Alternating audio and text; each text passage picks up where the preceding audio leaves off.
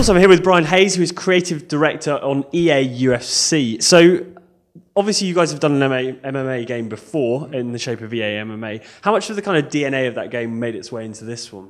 Well, sad to say, not very much, except for perhaps some design philosophies. But essentially, EA Sports UFC, because we're building it exclusively for the Xbox One and the PlayStation 4, is entirely new from the ground up. So from a technology standpoint, there's like very little that was used from EA Sports MMA and EA Sports UFC, with the exception of some of the core technologies that we've used to make video games at EA for a long time. The latest versions of those tools and pipelines are being used on all our new games. They've essentially been, would have evolved into the EA Sports Ignite engine, but that's really the only evolutionary history that's still there.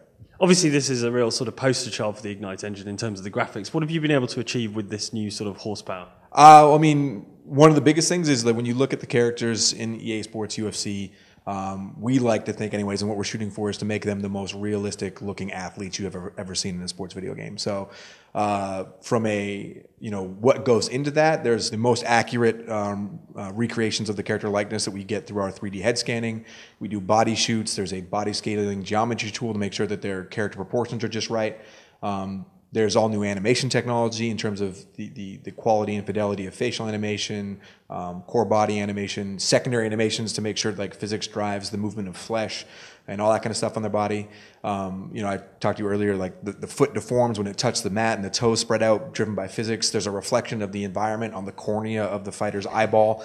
Like, we take it down to that level of detail because as we move, further and further down the road of sort of technological innovation, it's those little things that are going to start to make characters seem more believable. I mean, they already look pretty good on the last generation of the game. So these are the areas you have to go to get to that next level of character likeness.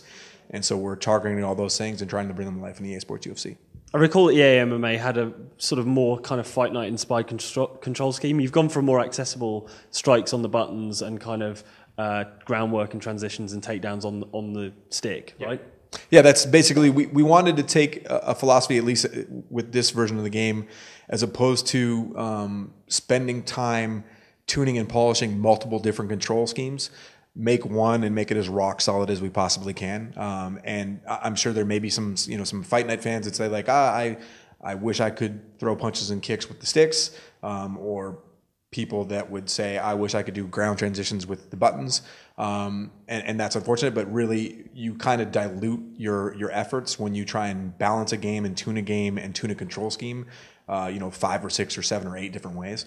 And there's not many other sports games that really take that on, and there's a reason why. It's because it makes the entire development effort much more challenging. So we focused on one control scheme, striking on the buttons, grappling and ground work on the sticks, and we're just really trying to make sure that's as solid and accessible as possible. That kind of makes sense because strikes are kind of explosive, and we explored both options, early on in development, and essentially, the buttons are the most accessible for throwing off, a lightning fast jab, or the strikes that you are expected to see from very fast UFC strikers, whereas the ground movements, which are more full body movements and in a certain sense, they're more laborious than just throwing a punch. It makes sense for that to be on a broader gesture kind of thing. So that's one of the reasons we boil down to the control scheme we have. And one of the things that carries over from Fight Night, which I really loved, is the kind of make and pay thing, where if you manage to get an opening or parry something or dodge something, then you can really wail on them. Yeah, that's a fundamental precept of fighting in real life. Hit and don't get hit, or make your opponent miss and make them pay, has been a philosophy that's paid off in spades throughout the entire Fight Night series, and it makes sense to sort of bring it into this next generation of fighting video games with EA Sports UFC. So yeah, that philosophy will maintain. If you're on your feet and you're just throwing punches and kicks with no thought for defending yourself or trying to create an opportunity on your opponent, then you're still gonna have some fun, but you're not gonna. It's gonna be a 50-50 ball game for you, kind of thing, right?